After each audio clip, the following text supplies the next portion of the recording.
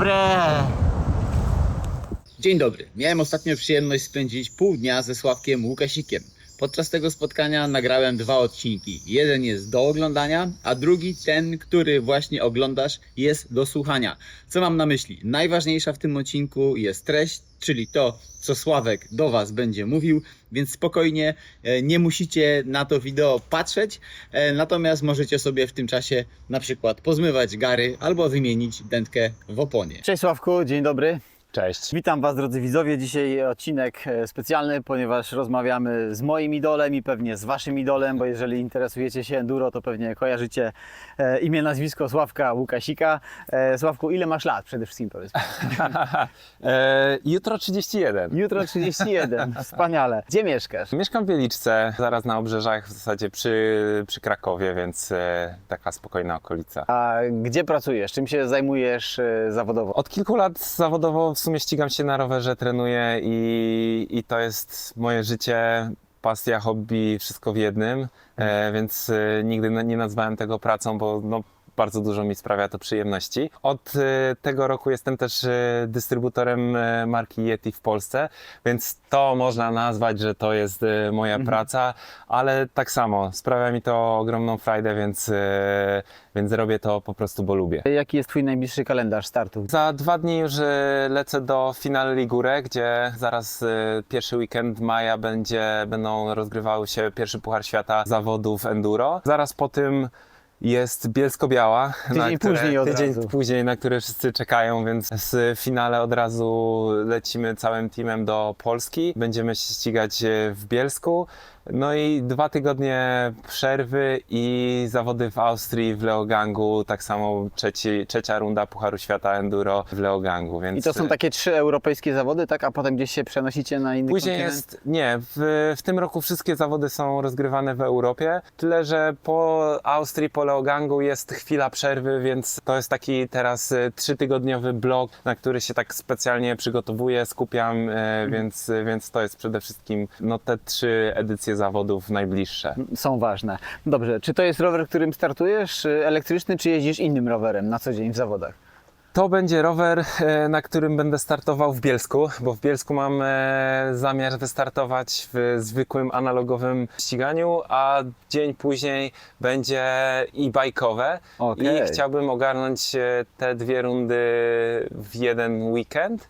Więc normalnie jest 100% skupienia na analogowym ściganiu, ale w związku z tym, że w tym roku wprowadzili taką zmianę, że EDR jest dzień po zwykłym EDR-ze, jest opcja ścigania się na tym i na tym, więc w związku z tym, że Bielsko mniej więcej kojarzę, wiem, gdzie są jakie trasy, wiem czego się spodziewać, dlatego postanowiłem, że chcę spróbować e-bike'owego ścigania na zasadzie zobaczmy co będzie. Czy to jest rower, którym często trenujesz, tak? Czy da się w ogóle, trenować elektrykiem, gdzie startujesz na co dzień analogiem? Czy ta różnica 8 kg tam mniej więcej ma dla Ciebie duże znaczenie? Wiesz co, w ogóle nie czuję tych 8 kg tak naprawdę. Czuję jedynie na trasach, gdzie jest bardzo stromo, to mam takie wrażenie, że ten rower ciągnie mocniej w dół, że muszę trochę wcześniej hamować, ale sprawia mi naprawdę dużo frajdy jazda na tym rowerze. Przede wszystkim, że mogę szybko podjeżdżać, szybko zjeżdżać. Te obroty zajmują mi bardzo krótki czas i tak naprawdę cały czas jestem w ruchu i bardzo, bardzo lubię jeździć właśnie na tym elektryku.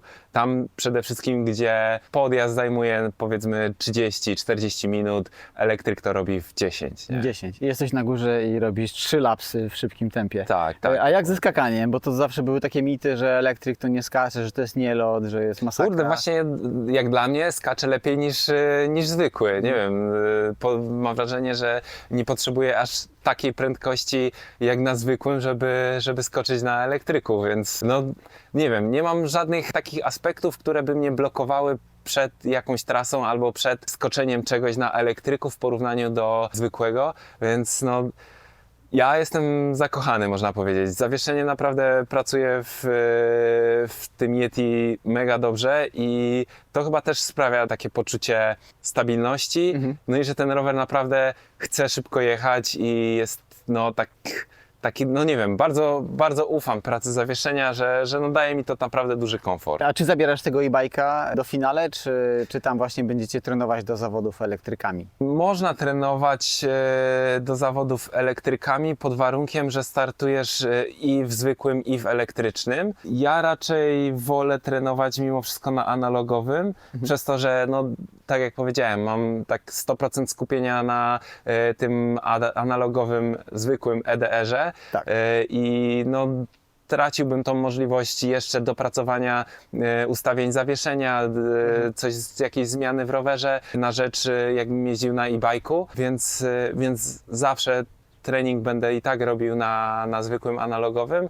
No a e-bike to jest trochę bardziej jako uzupełnienie, zabawka do fajnego pojeżdżenia, no daje mi to mnóstwo frajdy. Ale do finale nie biorę w związku z tym, że lecę samolotem, to też jest jakieś tam utrudnienie, no bo wiadomo, ciężki rower, ciężko zabrać baterię i tak dalej, ale mamy też teamowe takie rowery, które zawsze są na zawodach, no i jak chcemy pojeździć gdzieś tam po jakichś trasach, no to są dostępne dla nas. Teraz królewską kategorią na chwilę obecną są zawody enduro na rowerach analogowych.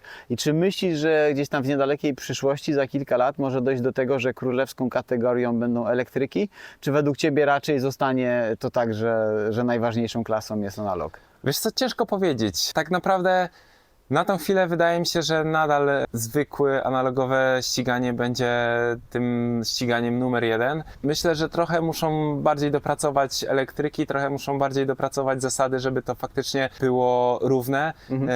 Skonstruować przepisy tak, żeby dało się sprawdzić przede wszystkim wszystkie rowery elektryczne, czy spełniają normy i przepisy. Więc w tym ściganiu elektrycznym jest bardzo duża luka, jeśli chodzi o ustawienie silników, ustawienie roweru i no Masa, pojemność baterii i tak dalej. Tak, dokładnie, więc wydaje mi się, że po sprecyzowaniu tych wszystkich niuansów będzie możliwe ściganie się naprawdę na tych e-bikach, a nie, że tutaj jest mocniejszy silnik, tutaj więcej newtonometrów. To jest takie, kurczę, trochę balansowanie na takiej granicy takiego, wiesz, rozwiązań technologicznych, więc jednak zwykły analog, no to Prosta konstrukcja. Im bardziej jesteś wytrenowany, tym jedziesz szybciej i to jest tak naprawdę całe rozwiązanie. Sławku, fajnie gdyby to wideo też było takim formą poradnika dla ludzi, którzy rozpoczynają swoją przygodę w enduro. Tak myślę właśnie, że chciałbym Ci pozadawać takie pytanie, ja jako amator, Tobie profesjonaliście, więc ja z tego dużo wyciągnę i pewnie dużo też wyciągną widzowie. Ile razy w tygodniu trenujesz, żeby być na takim najwyższym, topowym poziomie światowym? Myślę, że około 10 treningów w tygodniu to jest takie minimum. Znaczy minimum, to jest taki mniej więcej standard. Okej, dobrze. A czy te Twoje treningi to jest tylko rower, czy to są różne rzeczy typu basen, yoga, jakieś bieganie i tak dalej? Przede wszystkim rower enduro. Wiadomo, tam w trakcie jesieni, zimy, wiosny trochę więcej jest szosy, ale teraz przede wszystkim jak już wchodzę w taki sezon ścigania się, większość treningów, czy to interwałowych, czy to takich kondycyjnych robię na rowerze enduro, więc to jest taka baza, można powiedzieć. Wiadomo, jest też siłownia, jest też trochę takiego rozciągania, trochę mobilizacji. Są też takie dodatkowe treningi, można powiedzieć, jak żonglowanie, balans, trochę basenu, jak czuję, że jestem za bardzo spięty, ale to jest już tak bardziej dodatkowo, można powiedzieć, trochę w ramach regeneracji niż takie skupienie się właśnie na treningu takim 100% przygotowania pod zawody. A jak mówisz treningi enduro, to na przykład jedziesz sobie na jakąś trasę, to jesteś fanem właśnie powtarzania wiele razy tego samego odcinka, czy raczej skaczesz po różnych trasach, żeby tak otworzyć głowę? Bardzo, bardzo różnie, zależy też, co chcę osiągnąć danym treningiem. Jeżeli zależy mi na przyzwyczajaniu się do prędkości, przyspieszaniu i reagowaniu, w sensie, żeby ten czas reakcji był taki naprawdę ostry, powtarzam trasę kilkakrotnie i staram się jakby no, stopniowo przyspieszać i bardziej nawet patrzę na czas, rozstawiam sobie fotokomórkę, mierzę sobie, który przejazd był faktycznie tym najszybszym, nie tylko na odczucie, ale faktycznie, żeby mieć... Przepraszam, że przerwę, czyli podczas własnych swoich treningów też rozstawiasz fotokomórki, Tak. sam siebie mierzysz, tak? Tak, no żeby mieć, wiesz, jakieś Okej. porównanie, no bo co z tego, że wyda mi się, że bardzo często miałem tak, że jadę super szybko, ale czas pokazywał co innego, nie? Więc to, żeby mieć to porównanie, no to wiesz, na zawodach jeżdżę na czas, to dlaczego mam nie trenować z czasem? Jeśli chcę trenować trochę bardziej jakby taką symulację zawodów, no to robię taki 2-dniowy blok treningowy, czyli robię jedną pętlę wybieram sobie 5-6 tras, robię sobie pętlę i kolejnego dnia robię sobie taką, wiesz, symulację zawodów na zasadzie jak najwięcej zapamiętać z poprzedniego dnia i przełożyć to na mega turbo szybki czas następnego dnia, więc wiesz, wtedy fajnie się pyka komy na przykład w Bielsku albo... Spoko. Dobrze, a ostatnio się z kolegami zastanawialiśmy, czy twoim zdaniem lepiej na niektórych trasach jest pompować, żeby nabierać prędkość, czy pedałować? No bo ty wiadomo, masz dużą moc z łydy i tak dalej, czy zawsze to korbienie za wszelką cenę ma większą wartość niż wkładanie pomp? Wiesz co, wszystko musimy wypośrodkować tak, żeby być na danym odcinku, na danej trasie jakby szybcy, ale w rozumieniu od startu do mety. Wiadomo, możesz pedałować na każdym metrze i jechać super agresywnie, ale twoje tętno wskoczy tak wysoko, że w połowie już będziesz ugotowany. Więc to wszystko rozkłada się, żeby być bardzo efektownym i rozłożyć swoje maksymalne możliwości na cały odcinek, więc tam, gdzie czuję, że to pompowanie będzie dla mnie najszybsze, staram się pompować, ale wiadomo, jak jest kawał prostej, w miarę gładko, gdzie ta korba może naprawdę być efektowna, to wkładam tą korbę ile mogę, no i na tym to generalnie polega, nie? No tutaj powiedziałeś o tym, że tętno wzrasta, a jeśli chodzi o urządzenia do pomiaru właśnie twojego ciała, to bazujesz i na mocy I na tętnie. I na tętnie, tak? Tak. Co prawda nie na zawodach, bo wiadomo, na zawodach no to im szybciej, tym lepiej. Nie patrzy się na tętno, nie ma na to czasu na zjeździe. Patrzy się na tętno ewentualnie na podjeździe albo staram się właśnie na tych dojazdówkach mieć na uwadze to, żeby nie jechać za mocno, jechać w takim swoim najlepszym progu, ale na treningu to tak, to przede wszystkim moc i później jeszcze jakby porównuję to z tętnem, czy to wszystko się w miarę spina i zgadza. A to już taki detal techniczny, bo tutaj widzę, że masz komputerek Garmina, Tak. a jak szczytujesz sobie tętno? Czy zegarek ci wysyła tętno, czy zakładasz pasek? Mam pasek na piersi i to jest najdokładniejsze rozwiązanie, jeśli chodzi o pomiar tętna. Zegarek jest bardzo niedokładny i to wiadomo, jeszcze zwłaszcza na rowerze, gdzie ta ręka się trzęsie, czasami nie sczytuje. Czasami nawet jak porównuję tętno, to jest o 30-40 uderzeń inne niż na pasku tętna. A jak długie są twoje treningi? Jak tak wyskakujesz sobie zrobić taki solidny trening na enduro, to Wiesz ile co, to trwa, ile cię nie ma w domu? Zależy bardzo od intensywności. Jeżeli, tak jak mówię, jest to powiedzmy taka symulacja wyścigu, no to jest mniej więcej 5-6 godzin samego treningu, nie? A jeśli to jest tak jak dzisiaj rano miałem trening taki mocny, interwałowy, no to 2 godziny I wystarczy. i to wystarczy, no. A czy nagrywasz swoje przejazdy? Czy to też jest ważny aspekt treningu, właśnie robienie nagrywek i analizowanie materiałów filmowych, czy... Wiesz co, nie nagrywam treningów jako takich treningów, jeśli pracuję na tej samej trasie, raczej tego nie robię, ale jak robię taką symulację treningu albo na przykład jadę odcinek raz, a na drugi dzień, trzeci dzień wiem, że będę go powtarzał, no to jak mam taką możliwość, to nagrywam, później go przeglądam, żeby też trenować, przyzwyczajać się do tego, żeby zapamiętywać trasę z nagrania i trochę wizualizować sobie to, jak będę jechał na czas, gdzie mogę przyspieszyć, jak to będzie wyglądało, kiedy będę jechał, wiesz, 100% swoich możliwości. A czy na EDR-ze, na treningach możecie nagrywać trasę? Jest to dozwolone, tak? Żeby Jest to jechać z kamerą? dozwolone i kurczę, nawet konieczne, jeśli mam być szczery, bo na tyle dużo się dzieje. No, mamy 5 odcinków, mniej więcej to zawsze wychodzi 5 odcinków w ciągu zawodów. No jest masa takich detali, linii, które są warte zapamiętania. A no, mimo wszystko no, nie ma możliwości zapamiętania całej trasy idealnie po jednym zjeździe, więc zawsze po zawodach jest przeglądanie, czasami porównujemy linie, czasami patrzymy, którędy kto pojechał inaczej, tak na przykład jak z Richim, no to wymieniamy się jakby spostrzeżeniami właśnie oglądając filmy na komputerze później. Przejdźmy, Sławku, płynnie do tematu odżywiania, bo to też, rozumiem, jest ważny aspekt, tak? No bo elektryka podłączamy sobie do gniazdka i się naładuje, a organizm ludzki trzeba naładować inaczej. Takie moje pierwsze pytanko, czy jesz mięso? Jem mięso, jem Jest. wszystko w zasadzie, co tylko można jeść, to jem.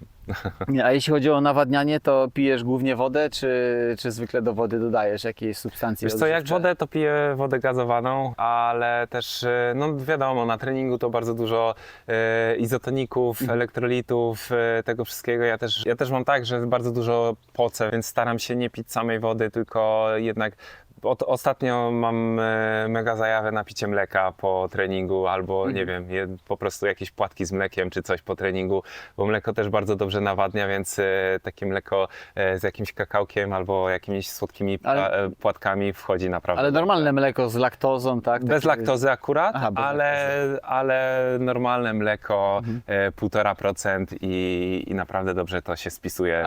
A do bidonu co dosypujesz? Zwykle to jakieś elektrolity, jakieś, albo jak mam bardziej taki trening mocniejszy, można powiedzieć, no to węglowodaniny z elektrolitami. Zawsze, żeby coś było, woda to ewentualnie jak mam taki krótki, godzinną przejażdżkę, gdzie bardziej chodzi mi o regenerację niż trening, no to wiadomo, wtedy woda, a tak to czasem dolewam sobie pół na pół sok pomarańczowy z wodą, no różnie. Ale raczej lubię mieć jakiś smak. Śniadanie mistrzów, co ty jadasz? Śniadanie z Masz jakoś mistrzów? tak, że generalnie masz jakieś podobne śniadania, jadasz codziennie, czy ty też to Ja totalnie jadam miks? od kilkunastu lat to samo. Owsiankę na różne sposoby. Tak samo teraz wszedłem w taki etap, gdzie owsianka to jest owsianka, kakao, mleko i jakieś rodzynki albo banan. I to po prostu podgrzewam, robi się taka konsystencja puddingu i to mi wchodzi najlepiej teraz. Mam taki, wiesz, no zmieniają mi się takie smaki, ale owsianka na wszystkie sposoby. Coś musi być z tą owsianką, bo nawet teraz na Jeleniowskich Ścieżkach, jak byłem z Konkerem byliśmy w jednym hotelu i też go wołałem właśnie na parówkę i na jajko. On mówi, stary, nie ma szans, owsiana, nie? Nie, On swoje jedzenie. takie jedzenie jest dla mnie za ciężkie. Czuję, że to siedzi na żołądku i jakbym miał zrobić jakieś właśnie, czy to zawody, czy to jakiś mocny trening, to myślę, że żeby było mi po prostu ciężko i nie byłbym w stanie dać aż tyle. Okej, a jak masz długi trening, taki 6-godzinny, to co zabierasz ze sobą do samochodu? Czym się żywisz? Zjedziesz do auta, robisz sobie małą przerwę, to Wiesz co, to przede wtedy wszystkim czym się podbijasz? staram się zabierać dużo jedzenia ze sobą. Staram się mniej więcej celować w takie 60 nawet do 100 gramów węglowodanów na każdą godzinę, więc to są żelki, bardzo lubię, są daktyle, też bardzo dobrze wchodzą. Jakiś banan, jak jest spokojniejszy trening, taki w tlenie bazowy, no to jakieś normalne jedzenie, nawet czy to kanapkę z jakimś dżemem albo nawet szynką, żeby też przez te 6 godzin nie jeść samego prostego cukru, ale jak są zawody, no to czy to jakieś bary takie energetyczne, trochę z kofeiną, trochę nie, ale generalnie bazuję na takich cukrach prostych, jak chodzi o ściganie się. Słodycze też podjadasz, czy raczej? No tak.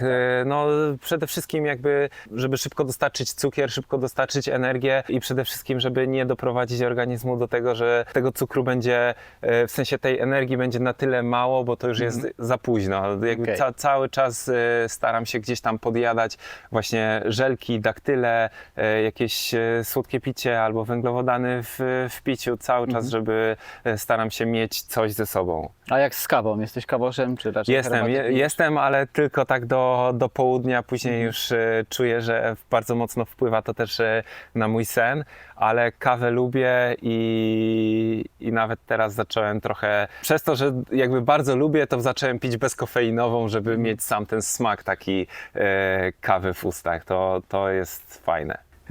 Czekaj, kawę, coś jeszcze przed chwilą mi szło do głowy, zapomniałem, kawa. Czy dla sportowca na twoim poziomie ważny jest sen? Czy długo śpisz, czy starasz się długie godziny spędzać w łóżku? Jak to u ciebie wygląda? Czy raczej skowronek, czy... Tak, to generalnie sen i czas odpoczynku to jest druga co do zasady ważny aspekt treningu, jak nie wypoczniesz, to nie zrobisz treningu i tak dalej, więc tak, staram się przykładać bardzo dużą wagę do odpoczynku, do snu, żeby to było takie właśnie 8 godzin, 9 czasami jak się uda, to jest super.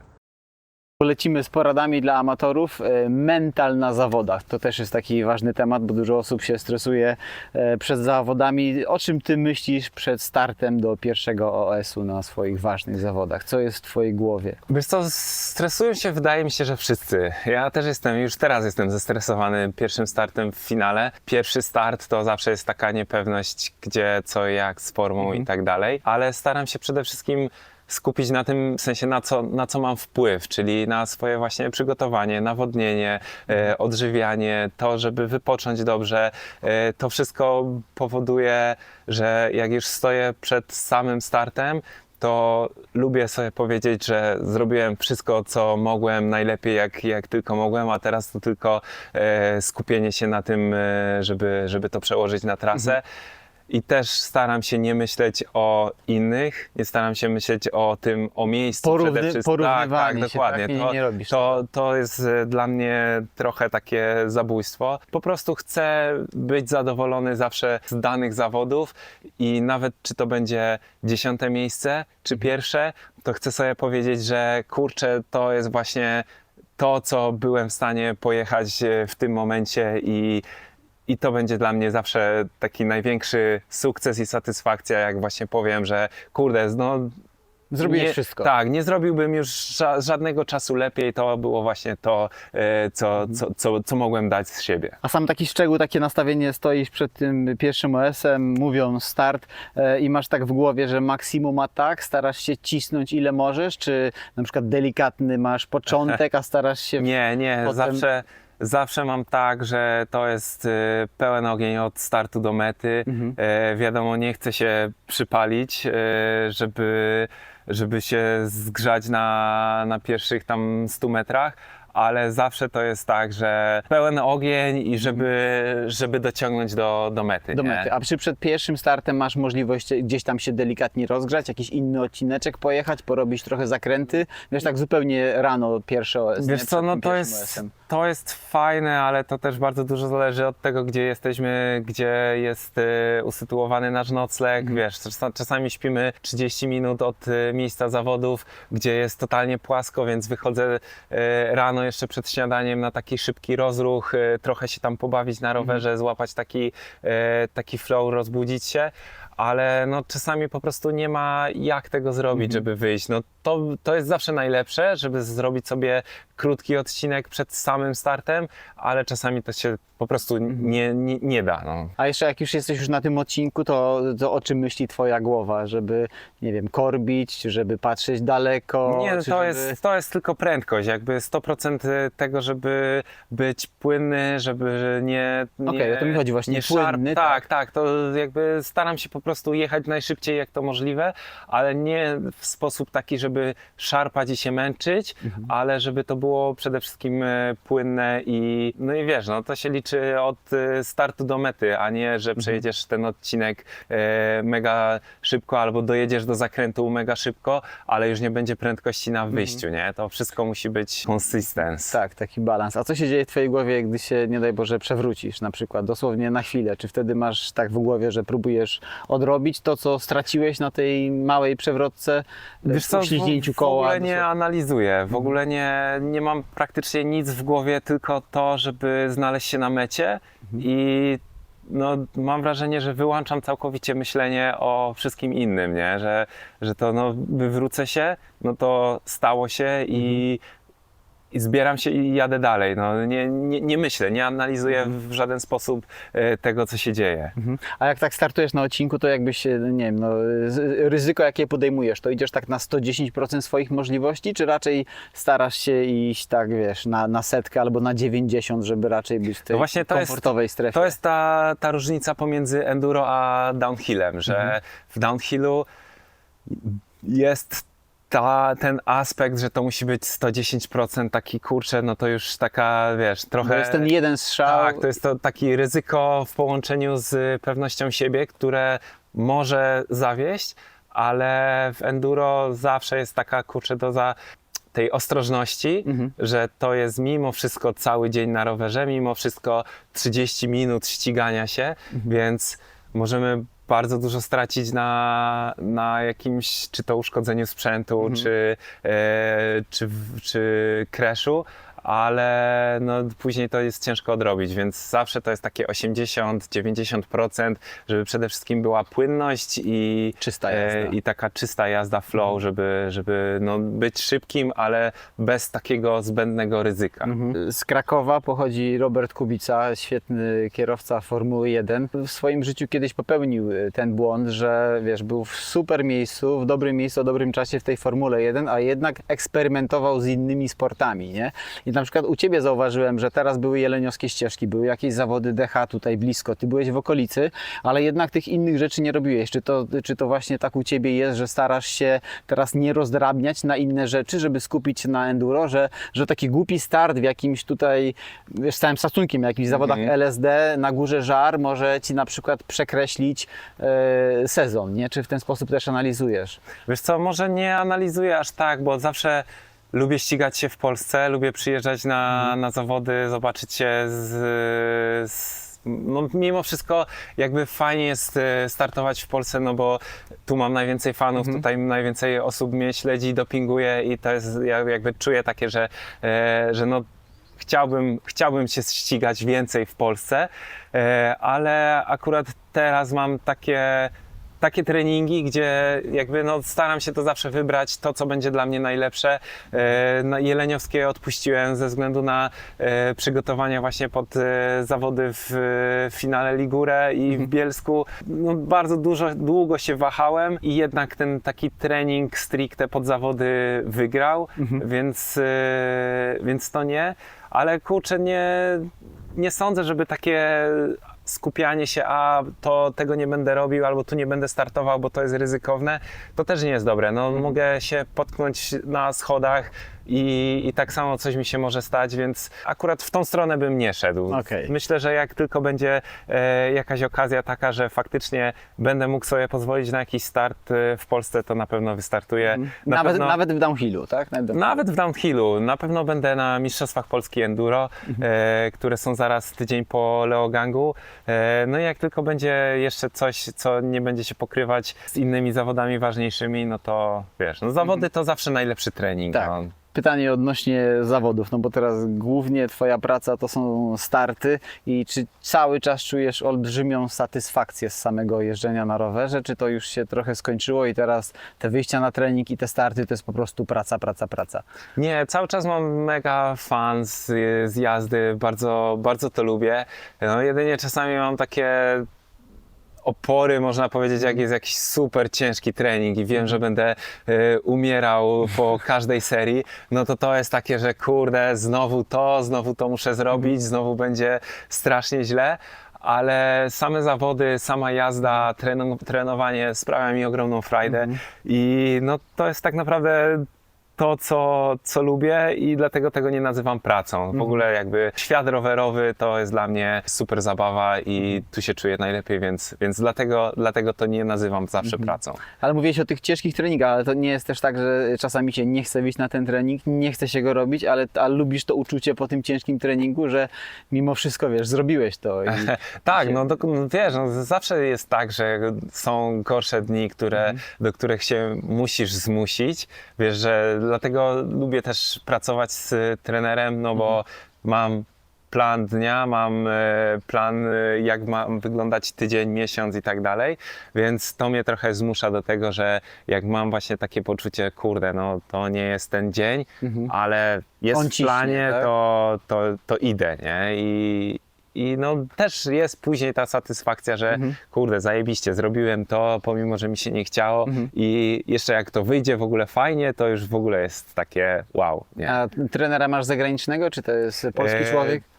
Od takiego przygotowania stricte treningów rowerowych i całego, powiedzmy, takiego schematu odpowiada Jared Graves. On się ścigał kiedyś w Folkrosie, teraz jest takim trenerem całej drużyny Yeti. I ci rozpisuje te siłki i Tak, tak tak. dalej. Siłownie rozpisuje mi Artur Chryszko, więc on jakby czuje, że wie, o co chodzi, jeździ na rowerze, jest taki zajawiony też treningami, więc no, dla mnie jest ok i akurat pod względem takim siłowym on mi to wszystko rozpisuje.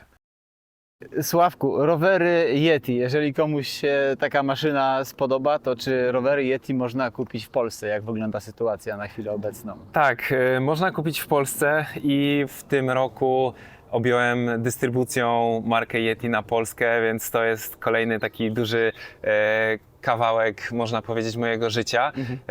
I no, jestem też mega szczęśliwy, że będę jeszcze bardziej mógł przybliżyć tą markę dla ludzi, pokazać co i jak.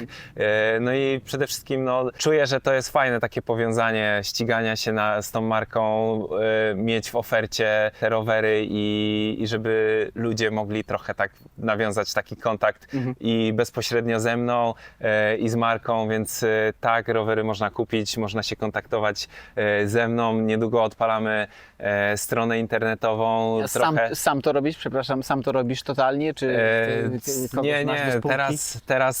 teraz to nie jest za bardzo możliwe, żebym to wszystko sam ogarnął, także zajmuję się tym jeszcze dwóch moich dobrych przyjaciół, więc oni na pewno mnie trochę odciążą od tego, kiedy ja będę się ścigał, więc wszystko to będzie dobrze, myślę, skoordynowane, ale samo to, że wiesz, że ja będę mógł jakby no trochę dać z siebie też część po części do tych ludzi, którzy będą chcieli kupić tą ramę albo jakiś inny rower albo cokolwiek z Yeti, no to wiesz, to jest takie fajne dopełnienie moim zdaniem tego, czym się zajmuję i co robię. A czy macie już rowery fizycznie w Krakowie? Czy dojechały jakieś pierwsze sztuki, jakby ktoś chciał kupić? Jak wygląda stany magazynowe? Właśnie teraz dojechało chyba pierwsze zamówienie z tego, co wiem, więc pierwsze rowery już będą za niedługo u swoich właścicieli. Szykujemy się na drugie zamówienie, żeby od razu zrealizować i no, ten rok jeszcze jest trochę taki rozgrzewkowy, rozruchowy, bo robimy bardzo dużo rzeczy naraz i tu strona internetowa, tutaj jakieś kontakty z dealerami, ze sklepami i tak dalej. Mam nadzieję, że wkrótce się to tak już uporządkuje i będziemy mogli to trochę bardziej zakomunikować światu, żeby ludzie się właśnie dowiedzieli o tym, że jakby no, to jest coś, co jest osiągalne w Polsce i że faktycznie te rowery można dostać bez problemu u nas w kraju. A jest w planie jakiś showroom, jakiś taki właśnie sklep tylko z rowerami Yeti, gdzie będzie można przyjechać do Wiesz co, tak jak mówię, no jest to wszystko w trakcie realizacji i w trakcie, no jest milion pomysłów, milion jakby takich różnych dróg, które chcielibyśmy obrać. Na tą chwilę nie ma jeszcze takiego miejsca, gdzie jest właśnie showroom Yeti tylko, ale mam nadzieję, że to się uda zrealizować i że będzie coś takiego. A potencjalny klient, jeżeli chce kupić taki rower, to w takim razie gdzie ma dzwonić, gdzie ma pisać, jaki jest taki oficjalny kontakt sprzedażowy? Za niedługo będzie odpalona strona yetibikes.pl.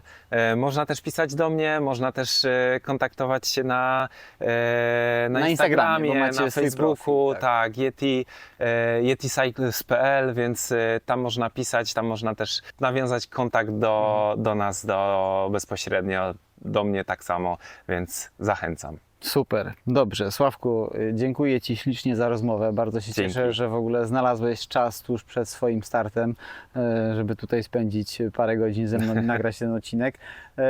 Widzą, mam nadzieję, że ta forma dosyć długa jednak się spodoba, bo tutaj dostarczyłeś mnóstwo, moim zdaniem, bardzo wartościowych treści. Ja chciałbym na pewno tego typu wideo zobaczyć, zwłaszcza z takim właśnie, no, tak jak mówię, idolem, który dużo rzeczy może wytłumaczyć, wyjaśnić. No ja z mojej strony życzę Ci przede wszystkim Dzięki. powodzenia na tych 3 ważnych zawodach dla Ciebie najbliższych, no i wszystkiego dobrego. Można trzymać kciuki, można kibicować. Zachęcam do wpadnięcia do Bielska przede No wszystkim, właśnie, bo to jest taka impreza, która nadchodzi, że no warto tam być i warto zobaczyć pierwszy Puchar Świata właśnie w naszym kraju. Super, dobrze. Dziękuję bardzo. Dzięki. Hej. Jeżeli materiał Ci się podobał i chcesz zobaczyć więcej tego typu treści, to oczywiście zapraszam Ciebie do subskrypcji mojego kanału Dr. E-Bike, zostawienia lajka, komentarza i do zobaczenia w kolejnym odcinku. Yo!